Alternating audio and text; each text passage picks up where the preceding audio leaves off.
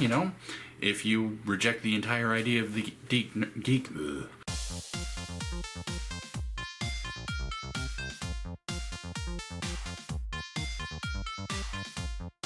Hello, ladies and gentlemen, my name's StepsBasic, and welcome back to my community show, the show where I take a break from playing video games to talk about video games and the gamer community as a whole.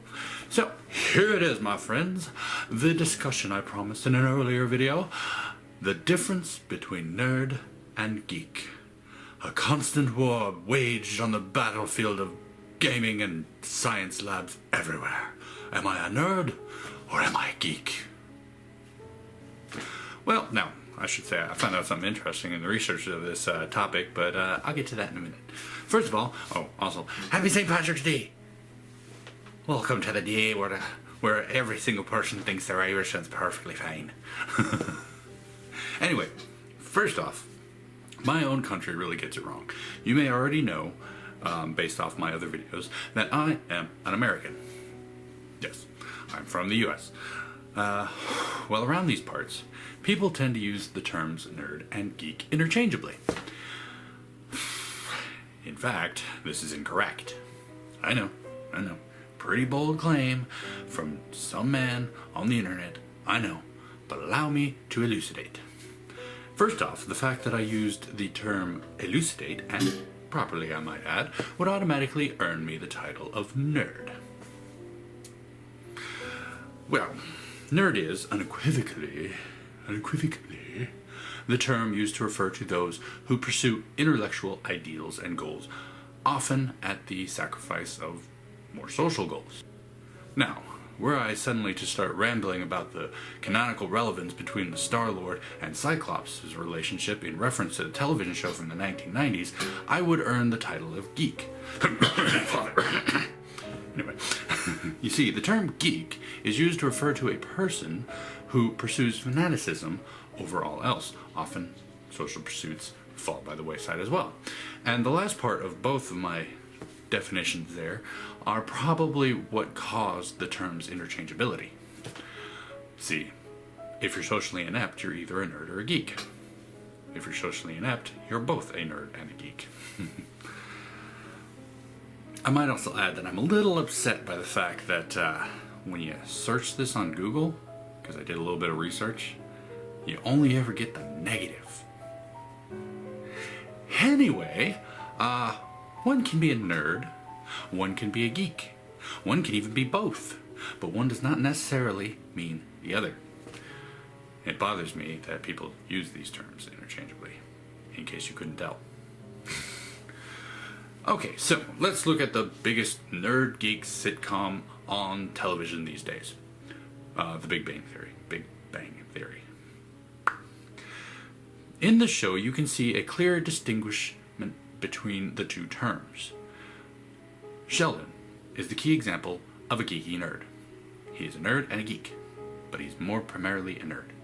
See, he pursues his field with great fervor, but he does enjoy the fantasy world offered by comic books.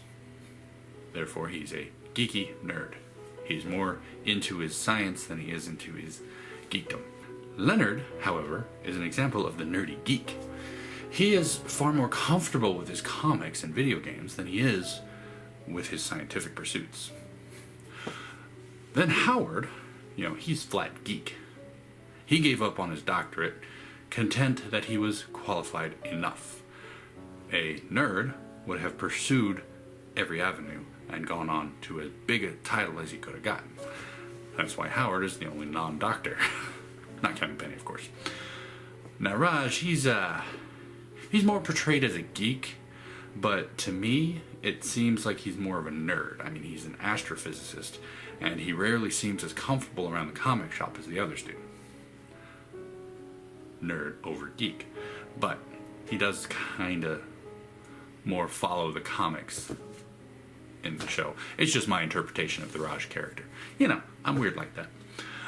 So, if we were to look at the extremes of nerd versus geek in the show, Amy Farrah Fowler would be qualified as supreme nerd, even to the point where she does not understand Sheldon's fixation on comic books. She's also one of my favorite characters. If not my favorite. I don't know. Bernadette's pretty cool too. Anyway, the other end is the Supreme Geek. Who in our cast and crew would fall under the term Supreme Geek? Captain Sweatpants.